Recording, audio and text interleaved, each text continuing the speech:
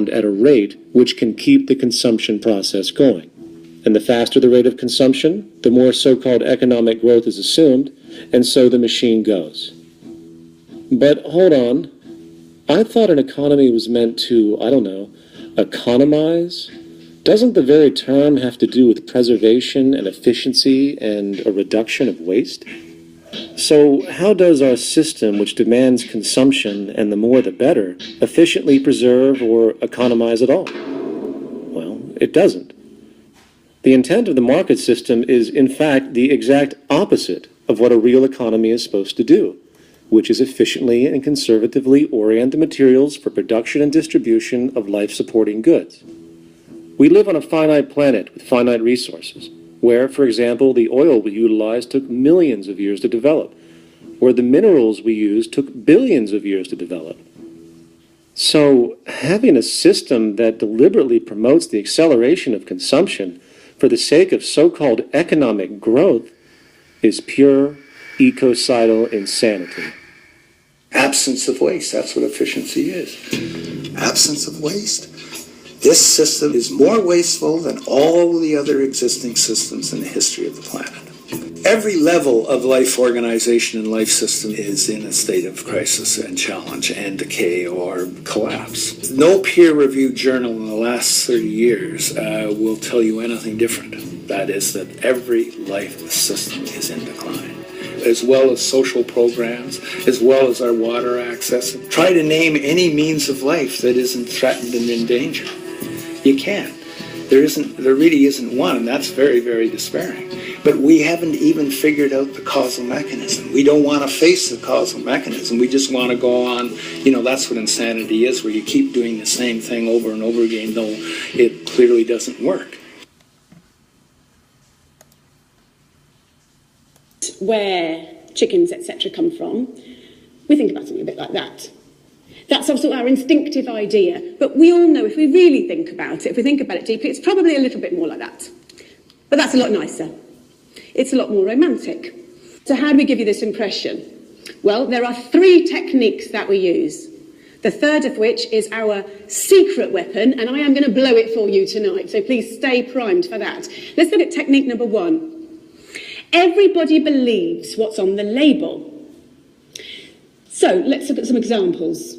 Some of my favourites, some of the ones I use all the time. I'll use farm fresh. I'll use 100% natural. I'll use butcher's choice. But what does that really actually mean? Well, truthfully, it doesn't mean very much. If we see that on the label, we feel a bit more confident. But let's have a look at what a farm really looks like. It probably looks like that. Now, this is a concentrated animal feeding operation. I'm going to run that past you again. It's a concentrated animal feeding operation. That's not going to look great on a label. Hence, we use farm fresh. Innovation number 2. This is what we use. We focus on progress. Intensive farming was born out of necessity. At the end of the Second World War, resources were extremely tight. Farming had to be by necessity very, very economical. And we've learned from that, and we've built from that, and we're able to now raise more and more animals in smaller and smaller spaces. So we've got extremely good at it. If we looked at a room of about this size, and this were turned into a chicken barn, it's a 100-seat theatre, how many chickens could we probably fit in this room now? I'm going to say about 4,000. It's pretty impressive, isn't it? It'd probably look a little bit like that. Now, the public aren't going to be massively keen on that idea, and it's my job to make them feel a little bit better about it. So how do I do it? Well, a basic principle of marketing.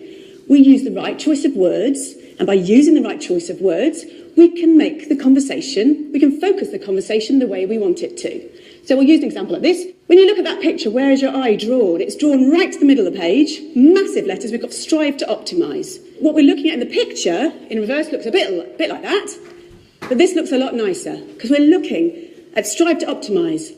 It makes us feel that there's progress. We feel good. So the challenge for the marketers is to make the public feel comfortable at what they're seeing. One of the side effects of intensive farming, of having so many animals in such a small space, unfortunately, is obviously disease, because you put so many animals into a small space, they're going to get sick. It is no secret that 50% of all the antibiotics in the world are used on farmed animals. So how do we make the public feel okay with this? How does that happen? My job. How do I do it? I use the language of innovation. So we're going back to our old friends at porkcares.org. And what they do is they say, as farming has become more efficient, veterinarians have incorporated new technologies and methods into practice. This makes us feel good. This is positive. Yeah? This is progress. And when we're then marketing to future consumers, we would perhaps use something like this. This is a colouring book. Pigs and pork. It's absolutely gorgeous.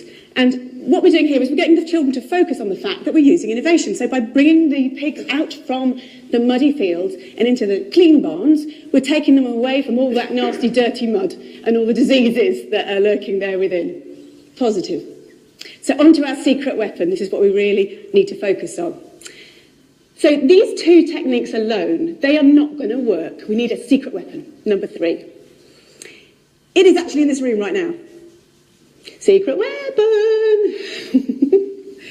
It is you. So how do we do it?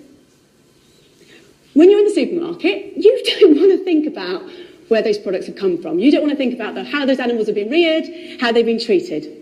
The power of willful ignorance cannot be overstated. This is systemized cruelty on a massive scale, and we only get away with it because everyone is prepared to look the other way. Thank you.